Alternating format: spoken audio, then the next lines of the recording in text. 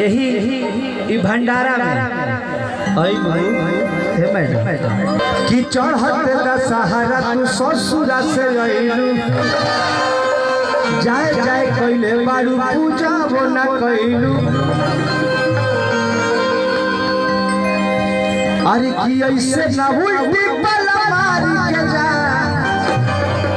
देखा आइल बारू तो गांव घर में कम से कम बढ़िया से रहन सहन के जा ऐसे ना उल्टी पला मारी के जा अरे कि अइलू तो अरे दियावा बारी के जा और मैया के यारती उतार के जा जय गुरु वाह वाह वाह 2 3 हेलो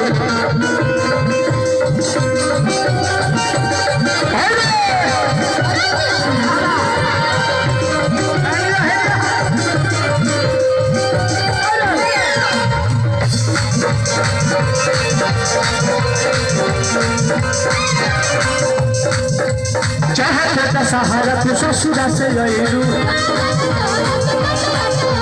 जाए जाए कइले बारू पूजा ना कइलू अरे चढ़त दशहरा तू ससुरा से अइलू जाए जाए कइले बारू पूजा ना कइलू ऐसे ना उल्टी पला मारी के जा ऐसे ना उल्टी पला मारी के जा आइल बारू तो कम से कम प्रधान जी सुने के बड़ा भंडारा दुर्गा माई के करावा करे कम से कम जा 5 गो परिक्रमा कर ले तो तार जीवन मुक्ति हो जाए प्रसादी खा ले जाकर प्रसादी खा ले तू प्रधान जी के हाथ पे अरे ऐसे ना उल्टी पला मारी के जा अरे यही लूट देखिए बड़ी कृपा होला तो केहू मंदिर बनावेला अभी हम बनौनी हो हनुमान जी के मंदिर आप सब देखल हो बहुत तरह प्रधान जी वही नकल के मंदिर बनौले बनी बहुत बहुत धन्यवाद प्रधान जी की मंदिर पूजा पाठ होने के चाहिए कि ऐसे नबुल पला मारी के जा यही लूट अइलू तो दियावा पारी के जा मैया के जरती उतार के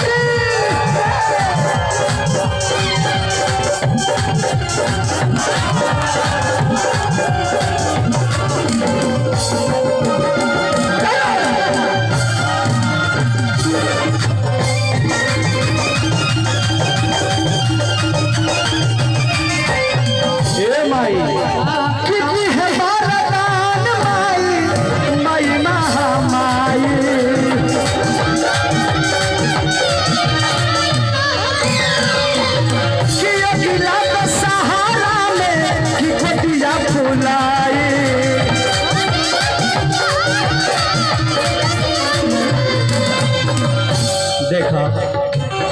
ये माई के कृपा हो गई हमनी के तू पर चल रहू परी पांडे जी जाना घरी हमनी के गावे में शुरू कर रहे वही घर से हो गाड़ी ये 3 लड़का के मातारी हो वही माई के दे वही माई के दे बाकी तोरो गोदी भर गई सुहागन बन गई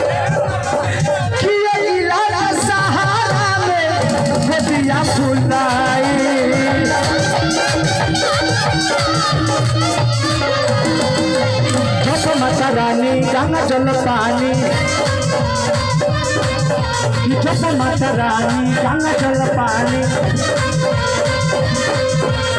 चलो छुपौआ पखारी के जा चलो छुपौआ पखारी के जा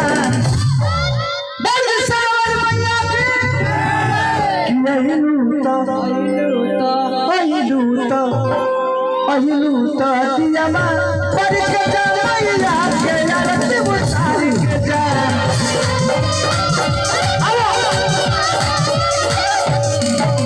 भइलू तो दियावा पर के चमैया के जरती बुतार के जा।